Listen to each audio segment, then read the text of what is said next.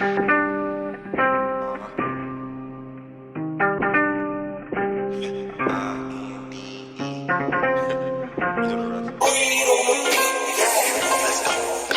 the bed, and she love me when I'm in it, and she never be pretending, nothing that's rent. She gon' tell you what she bought it, cause she know you can't afford it. Know you can get it, looking exquisite, no competition.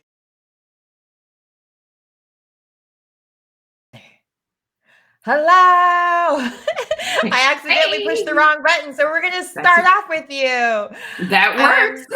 I'm so excited to introduce you guys to my good family friend, Dr. Donna-Marie Winn. She is a therapist. She's the Madam President of Kaleidoscope Pathways. It's a therapy and evaluating education experiences for Black and Brown children. I mean, you're doing so much for the community abroad. I mean, locally and beyond. So I'm so excited to have you here and just want to make sure that I give shine to those that are doing great work during this time. And so I'm so excited to have you here today. Thank you so much for joining me. Well, thank you. I really appreciate it. I'm excited to be here. You know, you're one of my favorite people. And so the thought of spending an hour with you was like, hey, why? Let's do it. Yeah, it's great. So much fun. So tell me, how are you handling everything right now with everything going on? What's your daily routine like now? Daily routine? Oh. I mean, you're still busy. Yeah. I try to remember what day it is. I think everybody's struggling. Like one day sort of leads into the next. So I do try to have my wellness routines. I get up in the morning and I say some really good space for grounding myself and connecting with the ancestors and the creator. That's a first and a must. And then I sort of ease into my day with either some coffee or some tea.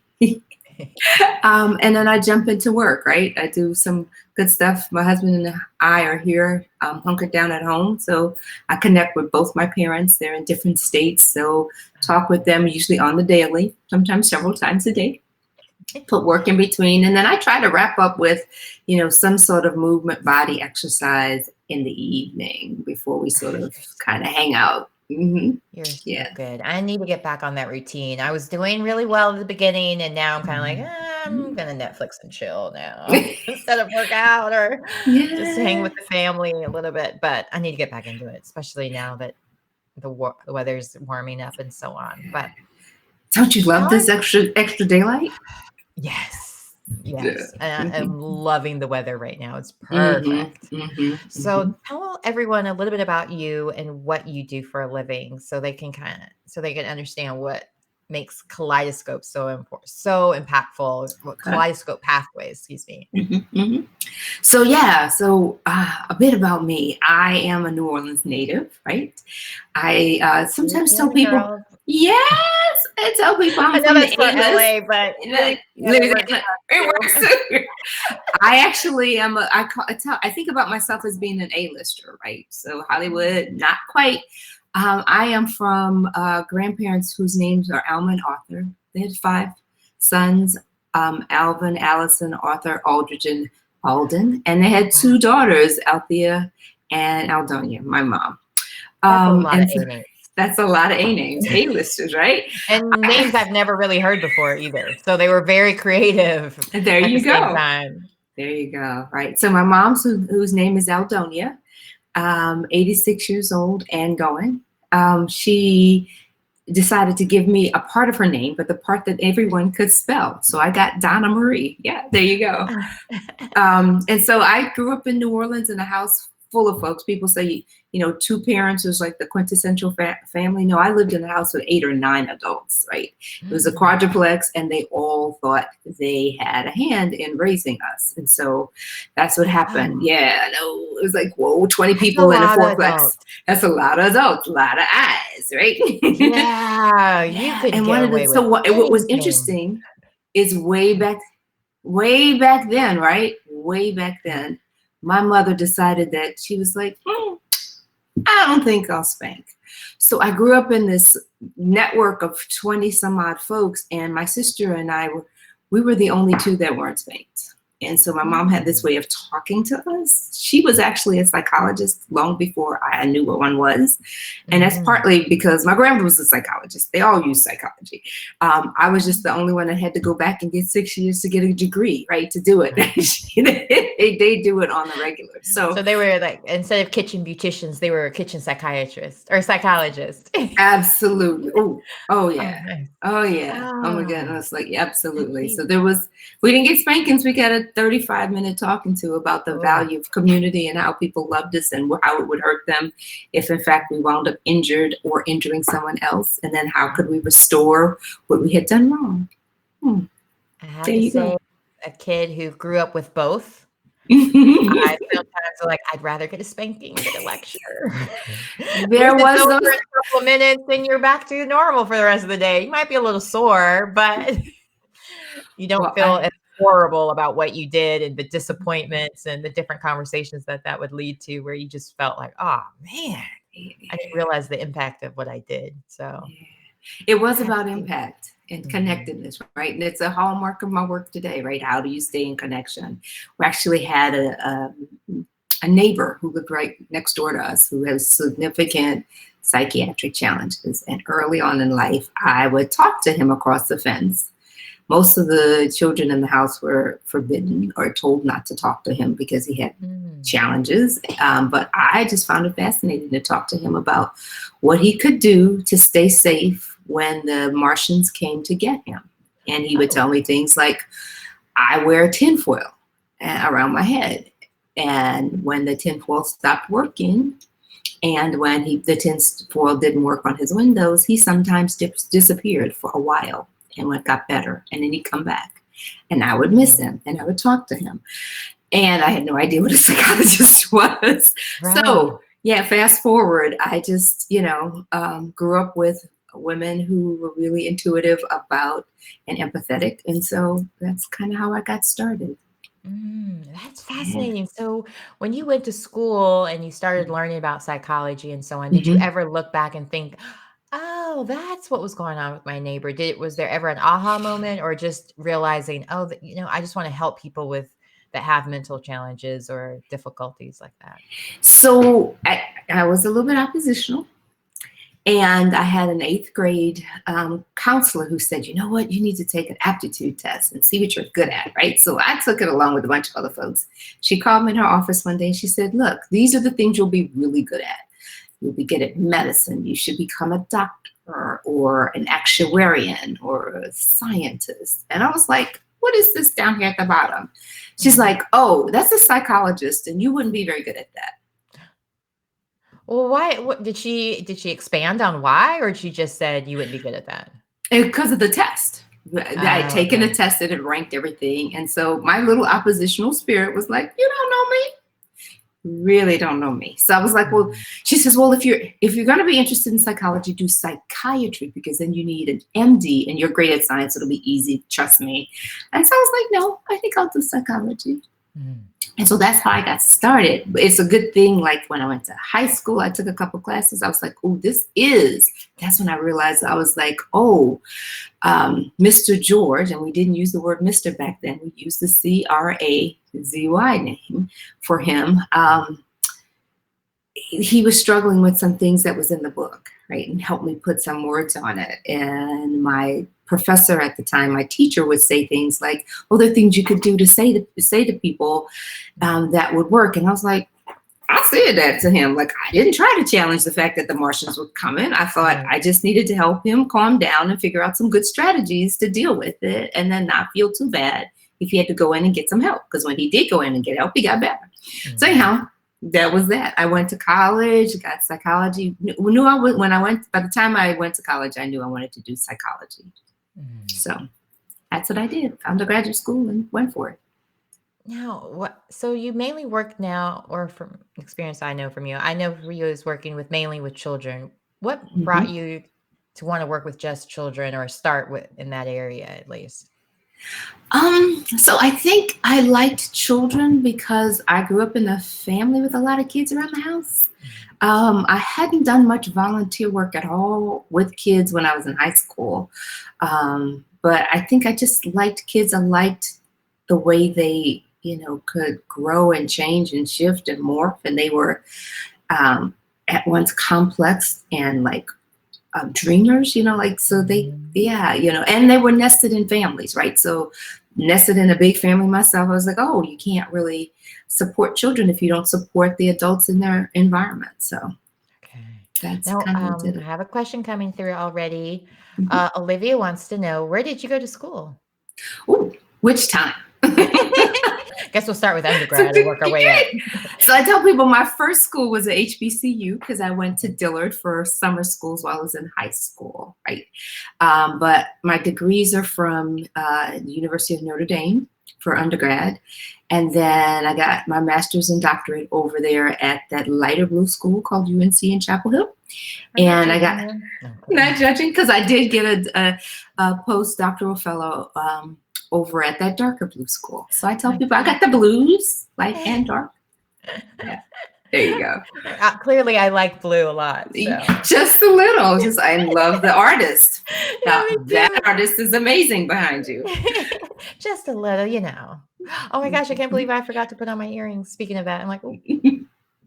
See, she just says, I love hearing about Ivy League graduates. Me too. I have another girlfriend that went to Notre Dame. I'm like, oh yeah, I forgot. I have two friends that went to Notre Dame. And then my cousin, she went to a Notre Dame that's in Maryland, and I didn't realize there was more than one. And so she's also on here too, which is kind of funny. So cool. I was like, oh, I have another friend. Maybe you guys know each other. And she's like, no, different. So what was that like going to Notre Dame? Because, I mean, how do I put this lightly? It was a different time. I mean, because I know what it was like for me at Meredith in the 90s. It wasn't very supportive. Yes. Yeah. So Notre Dame, I don't know how many minorities I was when I went to Notre Dame. So I was from the South, right? New Orleans. I was a female, which meant I think I was the 11th class of females admitted to Notre Dame. So they hadn't had females for very long. In fact, I had many occasions on the Saturday morning home football game where these elderly octogenarians basically would come in our room and talk about, this was my room back when I went to Notre Dame. I was like, oh, I'm about to go take a shower. Like, roll. Hey, so yeah, that, and then being African-American, there were very few females there. Most of the males there, I think there was at one point they said something like less than a dozen and a half males weren't on athletic scholarship. I was Catholic, so that made me a minority among Blacks because not a lot of Blacks there were Catholic. I was raised Catholic. But Notre Dame is a Catholic school, isn't it? Huh? Yeah. Is it? Exactly, yeah. Okay. Right. Oh, yes. Okay. Yeah. No, not too many Black Catholics, right? That surprises me. Yeah, and then I hadn't gone to a Catholic school. So then there were all these ways in which I could feel isolated if I were there. And I actually found a tribe that was really cool, right? Back then, they typically packed all of the African-American females into one dorm. And I was not in that dorm. I was in the dorm not too far away, and there were a number of women there. And we formed a really cool bond. We made it through. We created all these kind of fantasies and stuff like that. The fact is, I've never been back. I haven't been back to that campus since I graduated. So then there's that. Oh. So I guess they're not getting any alumni dollars from you. Not that they need it, but okay. So like on the real, they do not, right? I feel like I'm an alumnus of Dillard. Okay. I feel a connection to NCCU, and so my money. I was about to do the Eagle Pride thing, but no, I'm kind of mad at them right now. I just love HBCU education. I started there. I mean, I went specifically to Dillard because I had experienced this profound racism my first year at my high school. And it shook me and shook my ability and belief in some parts of my ability to write. And so when I went to Dillard that summer, I just was loved on and affirmed. And nurtured and guided in ways that I was like, take that. That does make a difference. I experienced something very similar with going to school at Meredith. I dropped out with the idea I never wanted to go back to college. It was horrible every semester, not even every semester, like every week it was something, whether they would have to do dorm checks because something got stolen. And of course, the only Black girl in the dorm room had to be the one that stole it. And just, it was a constant thing. Every single week there was something, or just being called colored. Like, who says that still? Or other words in the 90s. And it's funny because just recently I was going through trying to find some things and found because I hated the school so much, I ripped my pages out of my yearbook and threw the yearbook. That might have been a healthy strategy, honey. Throw away the chaff and keep the wheat. But the thing is, I was like in so many different groups that I only ripped out the one page. Is like, I don't remember what group I was in, but some of the groups I actually enjoyed. And I think maybe if they did the same thing as far as like maybe grouping all of us together as opposed to keeping us so far apart. Because when I first moved in to my room, they had, or to my dorm, they had a whole program with little sister, big sister, where an older classmate is supposed to kind of look out for you, show you around. As soon as she walked in and saw that I was Black, she left, and I never saw her again. And she said some things I just wasn't aware it was towards me right away. Like it didn't dawn on me until like, oh wait, she really left. She's not coming back. And we had written letters to each other over the summer, like in preparation to meeting and everything. It was, I mean, like it was a devastating experience. Like I would say I have a little bit PTSD from there because during that time is when OJ Simpson's trial happened. So I had to move out of, I had to have my roommate moved out so I could be in my dorm room by myself and pay extra for my room because it was just so much stuff that was happening. And she was letting people into my room that would like toss it and stuff. And I would have like special knocks so I would know really if I could open the door or not. And sometimes I wouldn't open it because I didn't, I would come out and like my dorm room door would have all this stuff scribbled on it. And so I hated Meredith. And the teachers were equally as unhelpful with all this stuff going on. Wow. That kind, I mean, you like what you just described is really like such profound lack of safety and threat, like to your physical being, right? And you know how small of a high school I went to. It was 6 people in my graduate. I was second, by the way. But so to go from somewhere, even though there it was, it was just me and my cousin. I think that was the only minority there. Maybe there was a Muslim family is there as well. So it was like 4 of us in the entire school that was a minority or person of color. And so I was used, even like having grown up in Europe, I was used to being one or the only. Like, that never was an issue, but it was different to have racism with it. Like normally it was like we were all equals. Nobody really cared. We all spoke the same language. That was all that mattered. Okay. But not at that school. But anyway, you're not gonna be able to talk about that. No, but what's cool about that is all these years later, I realized how much I identified with a part of what I did at that school, and that was play football. Wait, what? Yes. So some of the most fun conversations. Yes. Everybody played football. Who are you? I never met you. I had no idea you played football. So wait, back up. You played like American football. So at Notre Dame, everybody almost everybody with the exclusion of the nuns played football, so every dorm, quality. Who knew? Right. Every dorm had at least one football team. And so our dorm, Breen Phillips, fielded an entire football team. I know we had 40, 60 women out there. I played on offense. I played left guard. We actually won every game while I was on the team. That made it real fun. Really fun because it came from a high school in New Orleans that hadn't won a football game the entire 4 years I attended. So that was cool. I'm the winner I was meant to be.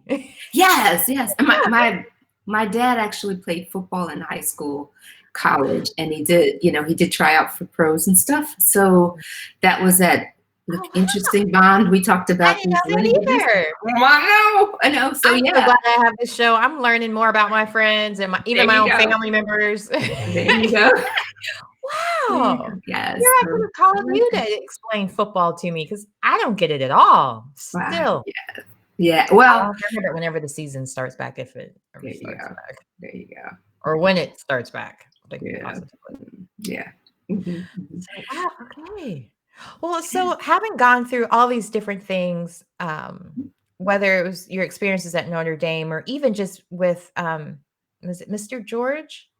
Is that right? Your Mhm, neighbor? mhm, Okay. mhm. With Mr. George, I feel like right now a lot of people are dealing with things and maybe even having some, like maybe even some PTSD from other experiences of feeling entrapped and not having control over what's going on with Corona and everything. And with children, Yeah. it's something that they show it sometimes differently. Is there some Oh yeah. tips you can give us all with, like, I guess, having those difficult conversations with our children? I mean, now we're pretty much a month in, but it's still going, as opposed to maybe in the beginning where we're just like, Mhm, oh, but mhm. now summer's getting ready to happen.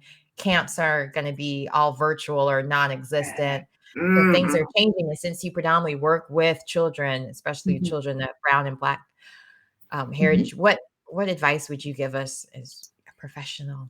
Well, so the first thing I'm trying to remind people of is getting back to basics, right? The basic is that children are children. They're not mini adults, right? Some of them have better capacity to talk about their feelings, but they are watching, they are listening, and they are learning. Okay. So when the adults around them are stressed, they know that, even if the adults lie and say they're not.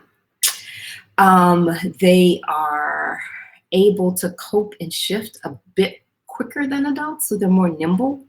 They may be super sad at one moment, and then they're like, let's go out and play. And then, right? So they do that, right? They're also really prone to want to help, right? And so they too can feel a sense of helplessness and want to figure out how to do that, right? And so it's kind of tricky for us, right? Because we want to make sure we're giving them appropriate ways to help. But then there's real life, right? So we've got people who have been invisible, mothers who have been invisible and basically non-essential deemed essential now. And so they're at work. And so young kids, black and brown, are at home raising and helping to raise and cook and clean, but they've become adultified in a lot of ways, right? Just to help the family survive. And sometimes for the short run, when they can do that successfully, it actually gives them a sense of pride and immense contribution. But when it's strained, when it's hard, when it's difficult, then it then redounds over and over again, right? And so you want to just be sensitive as adults to both what is said and what's not said, to help give them some words and some language to what they're seeing, and then give them a way to contribute, right?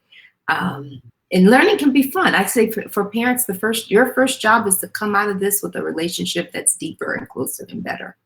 That's your first job. I love that because before virtual learning was starting, I was like, I mean, well, I'm dyslexic and I have ADHD, so I was like, oh, this should be fun. There's a reason why I don't homeschool. Didn't really like it the first time around for myself. Really appreciate teachers. Happy Teacher Appreciation Week for that matter. Yes. So, like, for her, I was just like, I felt like this was a very scary, stressful time. I didn't want to bombard her with too much. Here, do workbooks, do this, do that, do this. So we're just read at your pace, 30 minutes, write in cursive a little bit about it. And then the rest of the day, we're going to play, do stuff, whatever we can do that's enjoyable, just to get the time to go by. And I think it's important for parents to know that that's okay to do that. Like, you don't have to try to, well, now that we have this extra time, let me try to teach them to do this and overcompensate for this. And because the entire world is frozen right now or stopped. So some. I mean, I have friends I've got cousins, right, who didn't miss a beat when they closed their school. Like, they had laptops and tablets, and the schoolwork came immediately, and they're working. Some of them were being asked to work 11 hours a day on schoolwork. I mean, like, so I still say to parents, your first job, your best job is to be that source of protection, affection, and connection, right? Do that, right? Love that. Protection, connection. Oh wait, I want to type that one down. That, you know how they have those things, live, love, laugh. I Yeah. want that on my wall now. Wait, what is it again? Sorry. Protection, Oops, I'm not in the. I'm sorry. Protection. affection,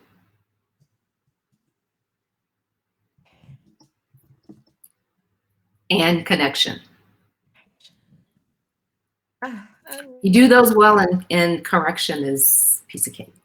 You still gotta do the corrections. Got it. But it'll be It's the piece of cake. It's easier, right? Because now you have a relationship and a connection where your child really wants to do well, and they care about your feelings because you care about theirs, right?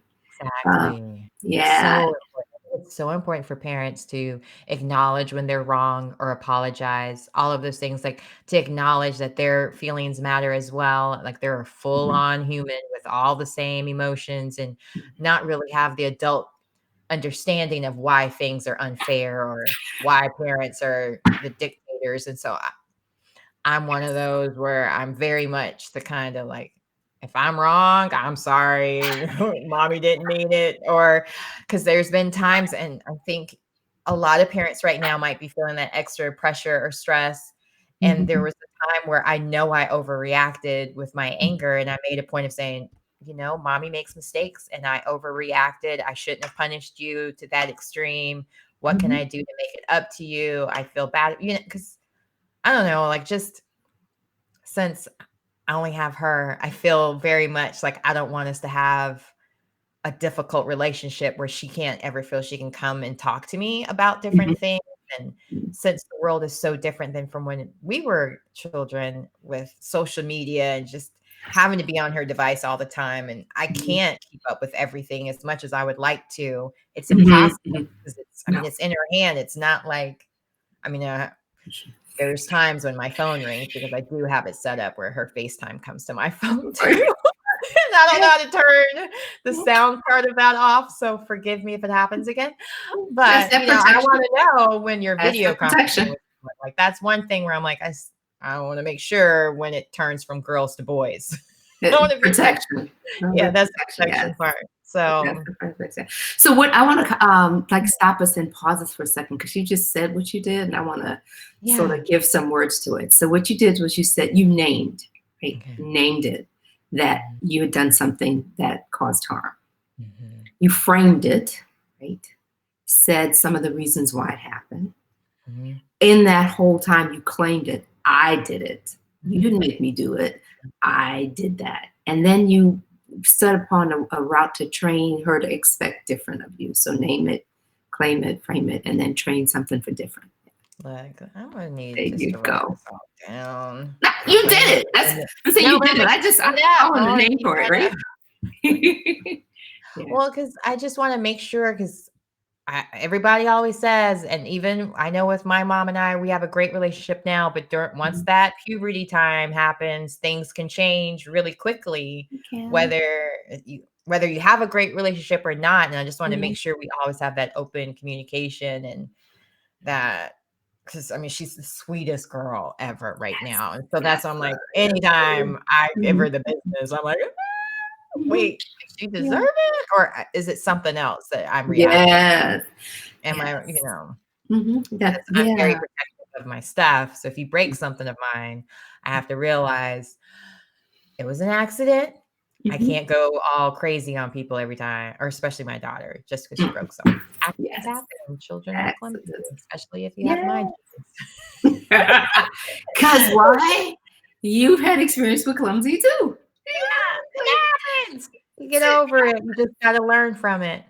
So I know there's a lot of talk about non-for-profits, and you're the company you work for is a non-for-profit. So I want to make sure, since Giving Tuesday was this week, what are some of the things that we can do to help support your company? And can you tell us a little bit more about it? Because it's such an important thing that you're doing. Okay. So the company is Kaleidoscope Pathways. It's founded in 2011. It is a collective of lots of different folks who are different in age, different in gender expression, different in ideology, belief.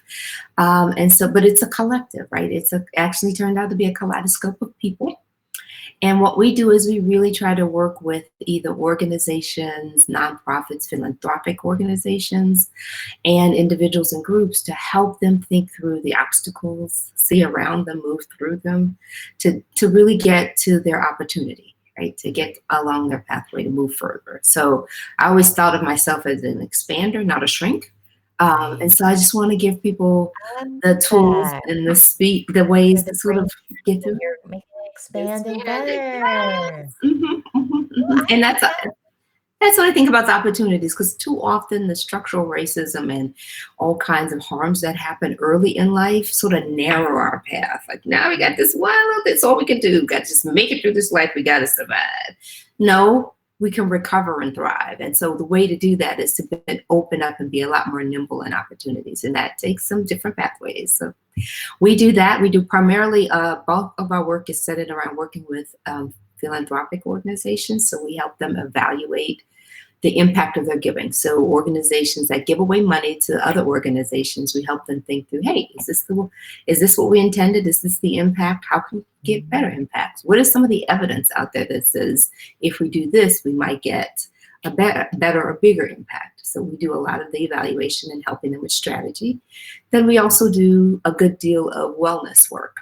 I used to have a full-time connection with different therapists in the area. Now, actually, I don't do any individual therapy, but we work sometimes with groups. We certainly advise and work with schools, and we do a lot of work with sort of informal networks of people to help them think through their opportunities. So, yeah. Now, when I was looking on your website, or well, when I was Googling you, because I've known you, I mean, I don't even remember how old I was when I met you, but I think I was just a baby. I was looking through and saw these different articles that you had written, and one that really stuck out to me was about the girls' relation. Oh, now I can't say the word. The interpersonal dynamics of delinquency when it comes to girls. And even with the high achieving African-American boys, factors that contribute to their excellence in the early years, like these different, like I guess, stereotypes or things that are different for Black and brown children, that they're automatically kind of either put into adulthood at a younger age where they're already considered, instead of given that innocence, or that sometimes the white counterparts might get, where they're just being a kid, and understood. With boys, it's automatically they're getting sent to or being expelled or so on, that pipeline that they always talk about with prisons as well. What can we do within our own school systems, or how can we advocate for these kids in a way? Because since, Donna-Marie can't be everywhere, what are some of the things that we can do? Because one thing I have to say about virtual learning, that I think it kind of levels the playing field in some ways, because you can't just always react based on color immediately. Like, you're not really, you might still remember who they are by their names or whatever, still that part. But I'm noticing that a lot of the kids, their Zooms, they're using animated pictures that look nothing like that, which is cute. But at the same time, you're like, oh, this kind of evens the playing field in a way where you're going to be judged more for your work maybe than for your appearance. Yeah. Gosh. So thanks for mentioning those articles. That seems like a lifetime ago. Yeah, they were a little deep, but still I was like, oh wow. Yeah. So, and some of them, it's a good thing I started off with a good heart, right? Because I think some of the things that I've written, I would never write again.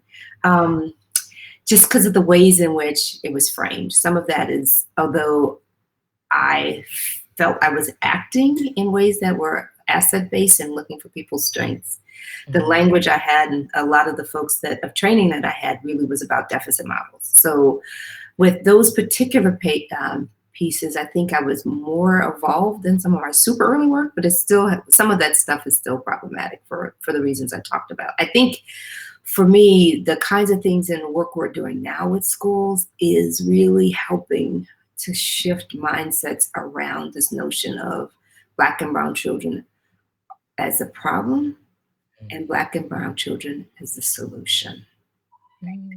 So they're a gift. You miss them when they're gone, if they're a gift, right?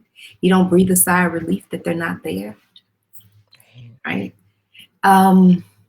We work with schools to really think through the ways in which, the sort of the little ways and the big ways that they sort of try to inculcate them into a criminogenic mindset. Like, why is it that we're having kids in schools walk on lines, right? Not speak to anyone when an important person comes into the classroom, not talk or touch to their neighbors when they're sitting at lunch. It's as if you're training them to be invisible. Very good point. If you were training them to be a CEO, a leader, an innovator, some of those things would drop by the wayside, right? So we do. What are some of those things? Look, we're all home. Let's train them to be CEOs and leaders. Look, let's go. Yeah. So there's a bunch of skills, right? So like, why you're not maybe excellent at teaching kids differential, triple differential calculus equations. Help them think about. What? Yeah, right. Exactly. I avoided calculus. So exactly. Right. Why not think about these other skills that are going to hold our children in much better stead, right? So to be culturally competent means for them to be able to think about themselves as nested in a culture and love it, and not necessarily need to denigrate other people's cultures. And at the same time, be really curious about the ways in which other cultures develop customs and rituals and habits, right? Okay. That's great. So that's a one thing, right? That's easy. You get curious about all of these other places, right? And there's a lot of different museums all around the world that are offering free virtual tours. So you could really travel the world from home in that sense and learn about different cultures. Another thing we talk about is sort of seeing around corners, right? So it's one thing to have kids memorize what's in front of them. But with the internet, as I like to call it, the interweb, by the time they get to be 40, the entire world will be right here in their glasses, right? They'll be able to look, oh, who is that? They're connected to who? They're born there, like, so it's not about, it's not going to be about what you can search, but what you can make meaning of that and how you can see beyond that and around corners to discover and think about things that have not yet happened, right? So dream, right? Dream and create and innovate, right? So the problems, oh man, I can't believe this doesn't work, turns into how might I fix it? What would I do? Like, and it starts really simple. Like, kids naturally don't want to finish the book every single time, right? They want to skip some pages, right? Then make it their own book. Why not? Make up their own ending. Help them connect, help them grow, help them see around corners. What would you do? Right? We do those so those are the two big things, right? The other is sort of to train, and Vanessa might be a little young for this, but train them to make the internet work for them. If they have interests, if they have hobbies, if they're curious, train the internet to teach them the new and cutting edge stuff about that. So if they like to cook, put in search words, search terms to be able to pull up things about cooking, right? That then is new and innovative, right? So to keep them learning, it expands what they like and it keeps them growing. So it's this notion of connecting, but expanding, connecting, expanding. So yeah, those are three things I would say. Yeah. Those are great. Those are absolutely great. Now, so there's a lot of kids that maybe are like school was their safe place. And I know with my daughter, she's FaceTiming a lot with her friends lately, hours playing video games together, and they're FaceTiming, talking during it. And I love it for her because it's keeping up her social skills with age at her age level. And so she's not always talking to me, and I'm not always talking like an 11-year-old. It helps both of us in that sense. Plus, it's like the only time they can, because when school's going on, they have homework or they have after school activities. Like they can't ever really talk to each other like this and really bond. Is there any suggestions you have as far as limiting too much device time, or do you have any? Because I mean, she spends already, and with all the kids, really, they're spending hours already on devices for schoolwork and turning it in. And I even noticed yesterday she had an assignment with one of her electives, and the app they were using was, I guess, a free app. So it had all these commercials and advertisements just the entire time she was doing her work. It was just like constantly splashing up. Some were not age appropriate, but some, I mean, like they were advertising different medical stuff, nothing too creepy, scary. But at the same time, I know that a lot of marketing is aimed towards children as well. So it's not just what they're doing, but the things they're being, the images and different things that are being thrown at them. And they're not quite old enough or mature enough to understand that this is just advertisement on top of that, as well as I don't know what kind of damage it might be doing. But what are some of your thoughts about that as far as this might be the new normal for us? Right. So I say have parents look at their gut, right? Like what you described was a sense of, I'm wondering if there's some harm coming from her seeing some of these images, right? And you're clear that you've protected her a lot by, having the stuff pop up on your phone when she's going onto a live chat room or something like that. But still, she's going to see some things. And so what I suggest that parents do is sort of take the time to give them a little like critical eye towards all advertisement, and give them something simple like, this is an ad. There's a lot of people working to make you believe something, do something, want to buy something. This is what this is supposed to do. And your job is to decide which of that you're going to follow and which of that you're not. Most of it you're never going to do anything with. Right? Yeah. Like, I hope not, because some of the stuff I was like, what is this? Why is it? And I was like, oh, because this is a website for lots of different other things. So it doesn't random. Because I was like, I think it was like blood pressure medication, something that was clearly not for kids. Right. But at the same time, I'm like, well, if that's coming through, who knows what else could come through? There was one time we were playing Words. She was playing on my phone, Words with Friends, and a full-on XXX commercial came on. Nothing was blurred. Thankfully, due to instincts, because I was doing her hair, so I was literally right above her, and she was like, oh, we like, with Words with Friends, you're like giving suggestions for words. Right. So I was kind of looking at the game board, but also doing her hair, and then I looked down, I was like, oh, and I just slapped it was like adjust. I was like, it was hard to tell what was going on right away. Thankfully, hopefully for her too, but it just made me start noticing, like, if you see stuff like that, you got to close that out immediately.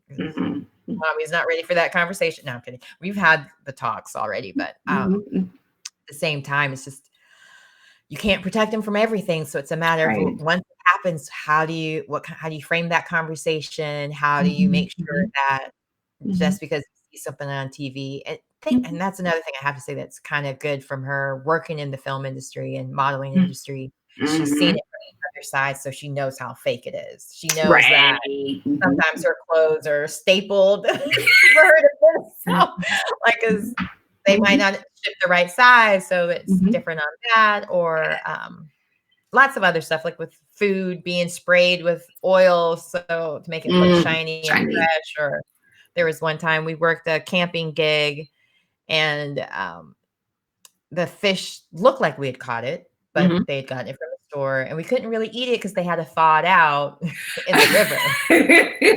But we had to pretend like we were about to eat it, and it smelled great, even though it was disgusting. But so she's seen that side of it. But I think of the rest of the audience that hasn't worked in that, and other kids as well. Like, how does that affect them? I'd say, anchor the lesson in their experience, right? So you could use those experiences, the different versions of All That Glitters Is Not Gold, and what you think you want, you might not want, it actually may be bad for you. those are the kinds of things she can connect and expand, So things that she might see on TV that looked like it could be good, that might be that fish, right? Exactly. That's that cute dress with the staples on the bag, right? Clips. I can't. It's like grip clips. I can't think of what they're called. Yes. Yeah. Like yes, exactly. Yeah. Mm-hmm. That'd be difficult to get out. Yeah. Ouch. Yeah. So yeah. No more wire hangers. Yeah. No. So what other things with that you're seeing is something that I guess since you're dealing with a lot of schools and so on, what are some of the things that we should as parents be aware of, or even community people who are around children community? I mean, because right now we have a social distancing or physical distancing. Mm-hmm. How do we still stay engaged with our youth too? Because I think about the fact, like every once in a while, she still FaceTimes with her grandparents and so on, but for extended families to still kind of stay in the picture, so to speak, so you don't end up like forgetting family members because you haven't seen them so long, or adults that are in your life. What is there any other things that, because I'm thinking of just me selfishly as far as the things I can think of that are affecting our family, but even since you're working with children, what are some of the other things that maybe parents aren't aware of that maybe we should be noticing more, or that you're seeing as some red flags we should be aware of? So one is that connection. Like, how do you keep connection when there's physical distance? And how do you feel connected when, in fact, getting too close to people can have real serious harm, right? And we were on a call, I guess, earlier this week, and people were talking about how they're walking in the world now and feeling like more people have an excuse to look at them funny. Like, I don't want to be around you. Like, oh, like, so racism amplified, right? Because now I got a reason. COVID told me I don't want to be around you, right? And at the same time, parents understanding that connection is the glue, right? We are communal people, village people. So we need to figure out ways to do that. And I think, if you're getting tired of Zoom, you want to take it to media, like photo, family tree, voices, doing funny things like getting people to leave you voicemails and then playing a game with her, trying to figure out who that is, right? Leave a voicemail, but don't leave your name, right? And then we'll figure out, like sort of figuring out the connection. Yeah. Anything fun like that. Kids love to do service projects and connections. So maybe they design the front of their own card, right? And then they write little notes to people they miss, and then you mail them, right? Yes, needs work. Even with birthday celebrations and graduations and all these different things that people are now going to have to miss out on, and barbecues, reunions. Mm-hmm. That's some great ideas with sending cards and doing the voicemails and different things.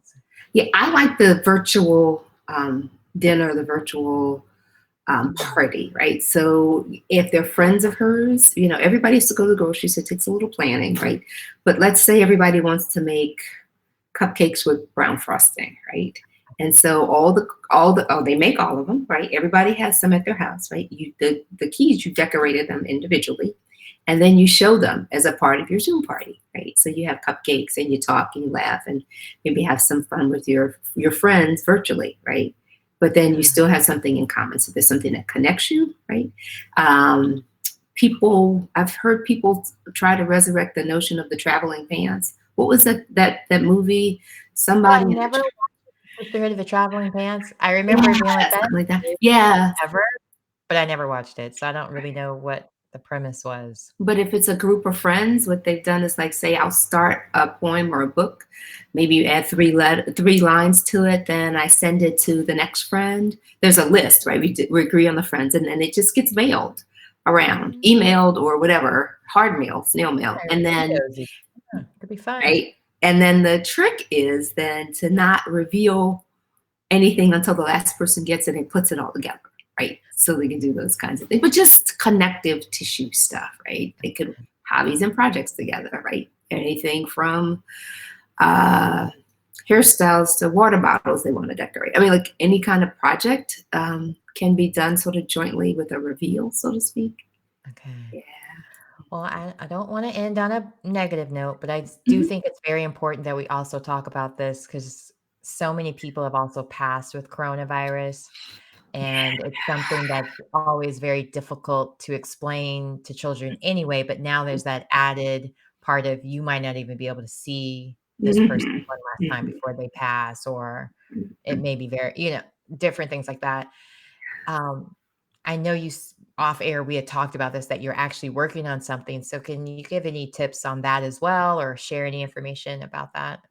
Yes, we've been asked and been around a number of people who were dealing with this very issue, right? So COVID has like stripped us of some of our rituals and habits around saying goodbye to the body, right?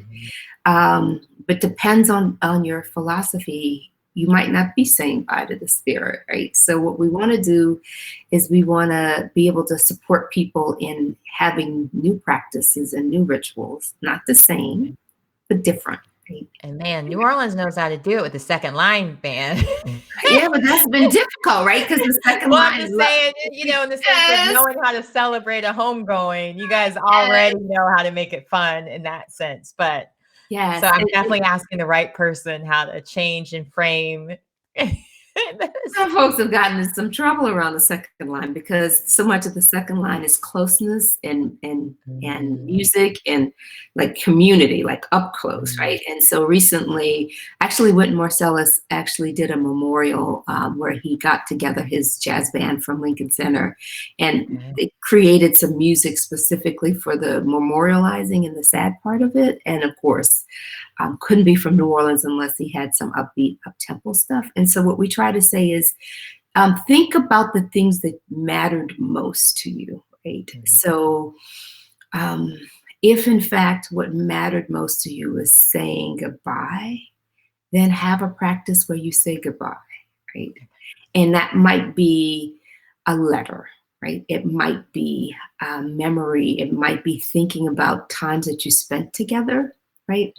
But also in the saying goodbye, it's saying hello and keeping those memories. Death doesn't separate you from your memories, right? So helping kids, especially kids, create a book of memories, right? Because at funerals, that's where a lot of stories get told. And I've had a lot of kids saying, I didn't know that about my family. I didn't know they did that. I didn't know that. Right. Oh and my God. Yes. Yeah. So with this, we met like new family members at funerals. Like, wait, he had another wife? There's that. There's that. But there's also things that they learned about the family history and accomplishments and connections and those kinds of things, even locations where family members traveled or where they were, and trying to support kids in understanding that. But yes, grief shows up in kids different. It might be sadness. It might be, what we think about as being depressed, but it also can be anger and sort of like unanticipated, like we call clicking out, right? Like getting upset over something and like they drop something, they get super mad at themselves and then they start to cry. Like, oh, what? Okay, yeah. So just look to expect that they maybe, we talked about it before, that they might present their sadness and grief differently.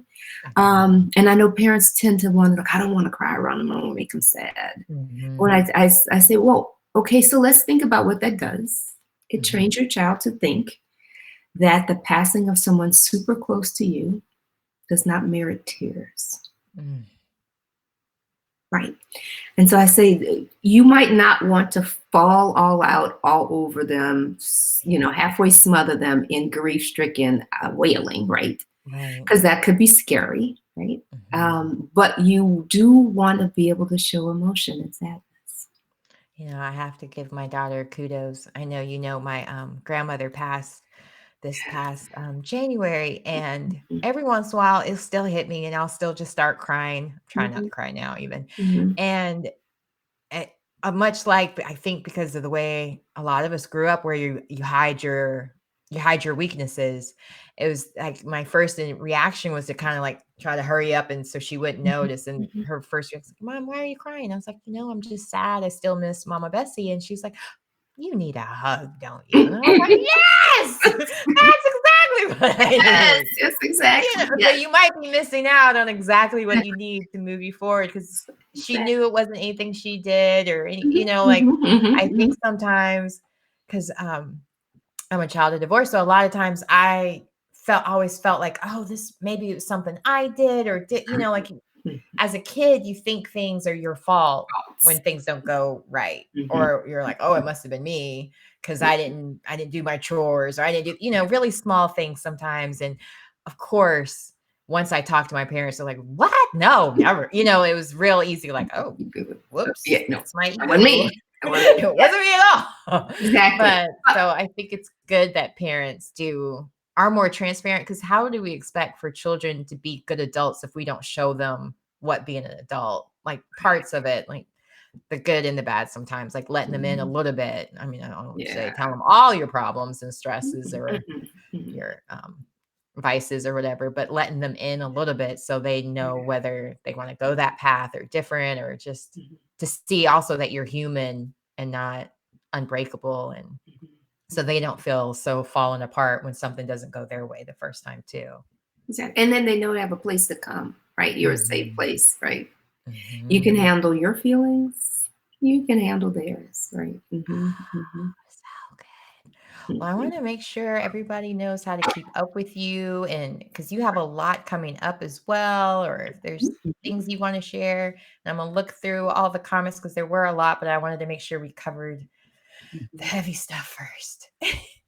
Oh yeah, no, but so Nicole said that they do a virtual talent show on Zoom for all the children. Yeah. And That's the family so said it's gonna be, fun. yes. See? Way to go, That's gotta be fun. Nicole. Okay. I want to find like games to do. Of course, Olivia says Dr. Wynn is amazing. Tanika says great ideas. We have done a few of those things as far as the meetings, so on. And then Nicole also says love how you're building their muscles and train them to think and cultivate innovation. They're around the corner when you were talking about that. Yes. That is brilliant. And I mean, of course, Miss Ivy League Notre Dame football player. She knows how to like wait, let me stop. I don't know any football terms. I was like, she knows how to work a field. I don't. Anticipate the play. There you go. There you go. Yeah, she's planning ahead. There you go. So, but is there a way for people to keep in contact with you or follow your work and so on? Is anything you would like to share on that side too? So I'm at Donna-Marie Winn on Twitter. And in about 3 weeks, we're going to completely revamp our website. So we've been working on that. That's been the amazing joy piece for us the last month and a half. Most of our business, 100% of our business with the evaluation and with the wellness was word of mouth. And that gave us more business than we ever needed. But in this age, we know that we can't be face-to-face with a lot of people. So we are taking a lot of the tools and the ways of thinking and techniques, some of the ones I talked about today with the protection, infection, correction, connection kinds of things, and the name it, claim it, frame it things, and sort of putting them out there for people. We've got a new piece around celebrating homegoings in the age of COVID, which is both sad, but sort of a way to help people think about the joy of it. Right. Can't get away from grief, but no, especially at the rate that it's happening.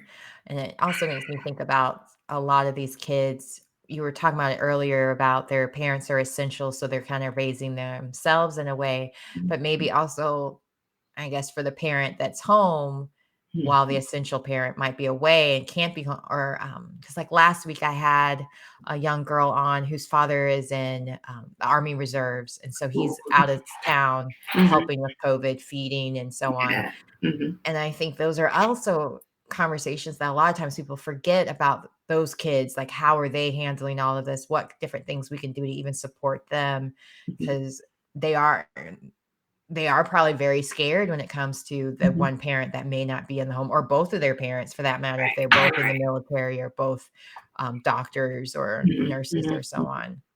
Yeah, Any no. tips and advice for that as well? I totally just forgot about till just now. I know. No, no. But I'm looking forward to a partnership and thinking and having more conversations with a really brilliant woman named Dr. Tarshelle Bourdaire. She's out of New Orleans, and she has this concept called suffocated grief, which is not in addition to your not being able to express the people around you not wanting you to express and show grief, is that when you do, they punish you for it. And so that's one of the real concerns that we have for kids going back into school, is that schools by and large have to do the work to make sure they have place and space for children's emotions, because schools have become places of testing and torture for a lot of kids. Yeah. And for some adults, right? That some of the teachers don't even like what they have to do, right? So we're really excited about those conversations and seeing what we can do to support people around that. To help us get through, right? Nobody's real clear about what this is going to look like. I've heard school districts around the country say, we're thinking about going to 2 days a week, staggered start, so we can have 25% of our kids in the building at any one time. Some will come Mondays and Wednesdays, the other will come Tuesdays and Thursdays. Others are like, no, we're going to persevere. So it's hard to know what people are going to do around education, but if education is still primarily at home, we do know that some kids of color are going to be relieved, because that school building wasn't a place of respite. For other kids, for me. For other kids, though, it is their safe place. Yeah. And so I think we've got to get meals too. Yes, so we got to get a nuanced approach to this. So I can't thank you enough for letting me come on and hang out with you. This was so much fun. When I was thinking about this show, when I was thinking about this week, I wanted to have all women entrepreneurs, and I know that you own your own business, but then I was like, Anne is in therapy and mental health, and I'm sure by this point people might be feeling some kind of way, or maybe it's shifted, and now it's like, how do we re-enter back into the workforce without all these different fears or schools? Because I didn't know what was going to happen when we first booked this. I didn't know what changes would be made, and I know for myself, I'm like, I'm good on homeschool. I think we can do that from here on out if need be, because there's not a test that's important enough for me to risk my daughter's health. Yes. No, definitely. I just don't. And I know from volunteering in the schools since she was in kindergarten, I've been volunteering at every school she's gone to school at. I see the cleanliness and how like they were using water bottles to clean the lunch rooms in between kids. So, I mean, every illness goes through there so quickly, and it's just like, nope. I remember a couple years back, I think it was in Roxborough, maybe it was like 70% of the school had norovirus. Yeah. Thank you. I mean, that's bad enough with the stomach flu. You don't know potentially how this could affect or who they could spread it to, and it could be deadly. Because I think you were telling, or no, the interview I had before, she has a doctor friend who had coronavirus, and she's 6 weeks out still having symptoms. Yes. Still having respiratory symptoms. So it could be even though how long you're affected by it and still hasn't been able to go back to work because of it. Yeah. When we get to the understanding this virus, it's going to be so important, because some people I remember some of the early testimonies on TV, on the news, was like, I was really sick for 24 hours. And then I started to get better. And at the same time, you saw some of the early testimonies, I was sick for 5 weeks and I didn't know what to do. Right. So, there's so many different symptoms with it too, because the doctor I had on earlier today, she's an ophthalmologist, and she was saying that there was like pink eye type symptoms is how they kind of noticed it in China at first. Was an ophthalmologist. They were having pink eye symptoms as well as the respiratory. And then some have the stomach flu issues with that as well. So there's so many different symptoms with it. And rashes for children, rashes. Yeah. Whole body, body rashes. And they were saying for like with Black people, particularly, that it was like muscle soreness too. Or blood clot or something. Now that I think about it, was in the shade room, so I might not need to be quoting that one. Yeah. I don't think I Yeah, but the Really feel it. certainly, yeah. Yeah. We still have a lot to learn. We still have a lot Mhm. to learn. I want to say also, we're Oh, going to yeah. be working with. I've worked with Howard Stevenson, a really amazing thinker out of Pennsylvania, at Okay. for years, and so we'll be coming out with more stuff. He originally coined the protection, affection, and correction, and we worked together for over a decade and a half, maybe, and then added the connection piece to it. So we'll be having some more pieces come out about that. So look for it. Yeah. I can't wait. Okay, I just noticed one more comment. I'll make sure we talk. Many children now suffer with PTSD, so this is such important work. I have never heard the term suffocated grief, but I had an aha moment. I'll be researching, especially. Oh, she was saying yes, especially in the lower back. You're correct. Oh, around the kidney area. There you go. I'll be Yeah, researching. Okay.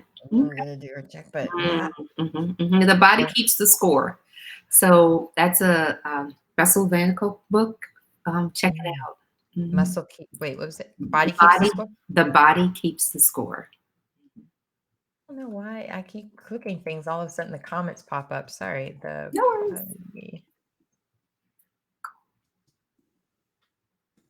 body keeps the The score. score. And if you're interested in reading one more, I have a really dear friend out of New Orleans who wrote a book earlier. Actually, it came out the end of last year. It's called Healing is a Revolution. Healing is a rev. I don't, but maybe the viewers do. Yeah. I was thinking about Nicole because she said she was going to do some more research. Yeah. Oh, okay. Yeah. Nicole Yeah. likes to read. She's an Mhm. attorney. Or, yeah. So, they love reading. Word is your That's friend. all they do. Word is your friend. Reading to find the mistakes or the contract. Oh, there we go. We're getting paid. There you go. Okay. Great. Cool. Oh, Well, wait. Healing is the revolution. Is that right? yes, that's I right got it. too. Mhm, Okay. mhm, Oh, my mom already wrote it for me. Great. My Okay. assistant producer. Just kidding. There you go. All Love it. right. Well, thank you again so much, Dr. Donna-Marie, for coming Thank on. you. I'm trying to be all official by calling you doctor. So make sure, because I wanted to say Madam President too, since you're Kaleidoscope's There president. you go. I love a title. Yeah. So, all right. Well, thanks again for coming on and sharing all your wonderful information. And I hope that really helps a lot of people out there. And there's books that they can follow up on to even learn more. And just Google Donna-Marie Winn as well. And you'll find all these different articles that she's written, and well, the ones that you like, hopefully they'll find that weren't Those misstrained. are actually easier to find. Oh, okay. The easy ones. Perfect. So, There you go. because you had a lot of great information out there that I think so many people can learn from and learn to try to bring us all together and be the melting pot America is meant to be. Yes. To fulfill that promise, right? Mhm. Fingers crossed. Because I was thinking, I was like, it would be interesting if this virus was in a way would find a way to bring us all together, because we were just being isolated for so long that when we finally get out, we'd just be happy to have humans around. But then, of course, you see things where it gives people an excuse to act on their Insecurity. racism or insecurities, Mhm. xenophobia, and so on. And it's All the just isms. All all the the isms. isms. Yes. Because I Because try there's my a lot. best to support Asian businesses right now. Thankfully, we have an addiction to sushi, so that's our once a week go out to eat, or not go out to eat, but grab food from small business. We go to the different Asian restaurants for that reason as well. And it's always empty. Yeah. Like, Yeah. Yeah. That makes sense to me. outside. Yeah. Fear-based. Fear-based. Right. Yeah, it's too bad, but maybe things will change, or hopefully things will change for the better soon. Yeah. We got all a of us. revolution to make happen. Yeah, it's not going to be televised. It's going to be virtual. There you go. starting with the E Digital spot. revolution. There you go. Starting with the E spot. They say it takes women to change a village. And this month, funny go. enough, it's been predominantly women. So I'm feeling very empowered by all these strong women personality, not personalities, because you guys are real people, people that I've been talking to this month. I just feel very empowered by all of you ladies. So I'm just very grateful to have you on and to be able to share your wisdom with others as well. Well, thank you for what you've been doing. I remember when you first talked about the E spot, and I just am so proud. I was like, look at her do her thing. And it's funny how, just to have that that moment where things come back around in circles. I met Miss USA at an event. I went with you at the Shades of Green. She was doing the runway. And I remember I was like, one day I might have a talk show and I would love to interview you. Exactly. And every time I would see her since then, I would always say that same thing to her. One day. Exactly. There you go. And then finally it happened. So, and Donna-Marie also gives the best hugs. I want to put that out there too.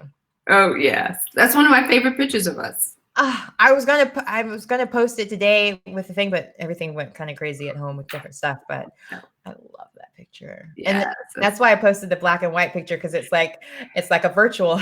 It's a virtual. And I was looking for pictures to post of you, and that's also the same one that's in Providence, 1898. Yeah, it is kind of big. It's huge because I took a selfie in front of it because I was like, oh, that's Donna-Marie. Why is she trying to take my modeling jobs? No, I'm kidding. It's like, that's the part of the beautiful Black girl project. The beautiful project, Jamaica. Beautiful project. Okay. Yes, just doing awesome work for young women of color. Literally, she's involved with everything, everywhere. Yes. Donna-Marie on Twitter. At Donna-Marie on Twitter. Is that right? Yes. Okay. Perfect. Yeah. At Donna-Marie Winn on Twitter. Perfect. Did I write Winn? I think I did. I'll make sure I put that in. Yeah. Okay. I can't see it because yes, I did. Perfect. Okay. Perfect. Great. Well, thank you again, Dr. Thank you. Winn. And I will talk to you soon off air. Okay. Okay. Bye-bye. Bye. Bye. Bye-bye. How great was that? I hope you guys got as much out of this today as I did. So much great information, so many great tools that we now have to use as far as helping with our children and bridging that communications. But also, if you notice, maybe some of your friends are having some struggles, we have more information in our toolbox to help. So thank you again for watching the E-Spot. I'll be on again tomorrow, Friday, TGIF, with the great Miss Jackie Shelton Green, who is the North Carolina Poet Laureate. She's also an instructor at Duke's documentary studies. So she does a lot with filmmaking as well. So we're going to talk a little bit about her poetry and just, she's a wordsmith. So she just has a way with words that can make you feel like you're getting a hug. So I'm really excited about having her on tomorrow, just to amplify that voice, so more of us can just hear some good news and some good words, excuse me.